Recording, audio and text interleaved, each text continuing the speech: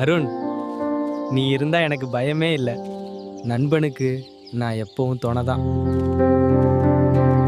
நாளைக்குள் பணம் கொடு, இல்லைன்னா வீடு ஏன் வசம். என்ன செய்வது அருண்? நாளைக்கு முன்னாடி தீர்வு வரும், நம்பிக்கை வை. நான் உன்னை நம்புறேன். கிருஷ்ணர், என் நண்பனை காப்பாத்துங்கள். உண்மையான நட்பு வீணாகாது. இது உன் நட்பின் பலன். அருள்,